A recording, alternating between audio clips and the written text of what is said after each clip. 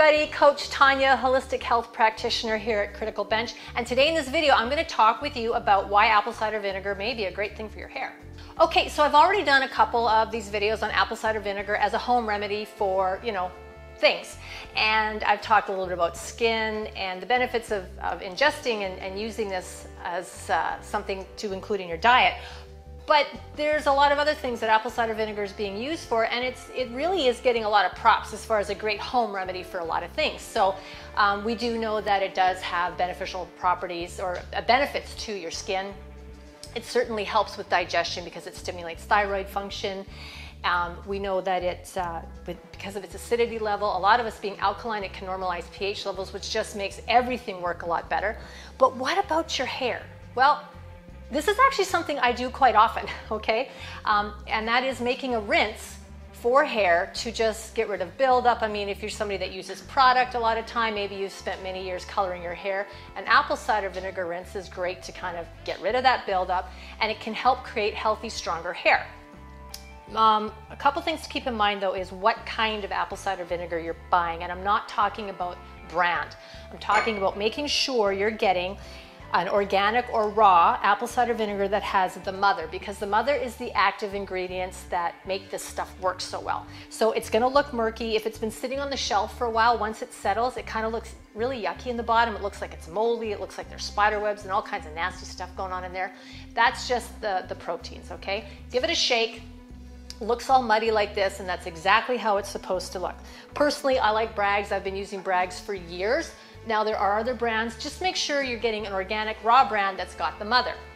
Now when it comes to your hair or even your body in general, it's probably really important that you become aware of symptoms, okay? A lot of us are walking around thinking that we're too acidic and we're doing things to bring ourselves into a more alkaline state. Actually, a lot more of us are walking around in an alkaline state than an acidic state. The only real way to get a true measure of that is with a blood test. So unless you have access to a lab several times a day to test that, not a lot of us really know. But what you can do is become aware of certain symptoms, certain, not like diseases, but just certain things that are bothering you that are red flags or tips that you're in an alkaline state. So when we talk about hair, if your hair is very dull, if it's very brittle, if it's breaking very easily, those can all indicate that you are in an alkaline state. They can also indicate, yes, that your nutrition is poor, but because we're talking about apple cider vinegar, I'm just going to make that correlation. So dull, dry, brittle hair that tends to break off if it's falling out, if you have very dry, itchy scalp, psoriasis, those are all indications that you may be quite alkaline. So topically, you can use apple cider vinegar to help counter that. And it's very easy to make a rinse. You take about 1 to 4 tablespoons of apple cider vinegar to 8 ounces of water, warm water, because if you're going to be using this in the shower, you don't want to be dousing cold water on yourself. It doesn't feel very nice. So you mix that up, wash and shampoo your hair. When you're done, hopefully you've mixed that in like a squeeze bottle or spray bottle so you can actually, spray right down on your scalp. Get that in there, let it sit for about 30 seconds, a minute, and rinse. Trust me, beautiful, shiny, healthy hair. Okay, so you know how to make the rinse, you know how to use it. A few little extra comments I should make are, if you don't like the smell, now your hair is not going to smell like salad dressing all day, okay? It's not going to stay on you. You might be more aware of the smell because you were using it.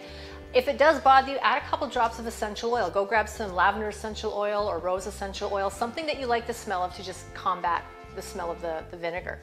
And although I gave you the recipe of 1 to 4 tablespoons, depending on your the situation with your hair, how brittle your hair is or what's going on, you may have to play around with that a little bit. You might need a little more, you might need a little less. It may take a couple attempts to figure it out. You're not going to damage your hair to the point that you're going to walk out of the shower and it's gone, okay? You just might need a little less, you might need a little more. Just play around with that recipe and find the one that's a good fit for you.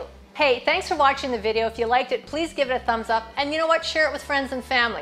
If you have any comments or questions, you know where to put them. I do read those and I will get back to you. If you haven't done so already, hey, subscribe to our channel. It's fantastic. You're going to love our videos. Again, my name is Tonya. I'm the holistic health practitioner here at Critical Bench. Thanks for watching. Have an awesome day.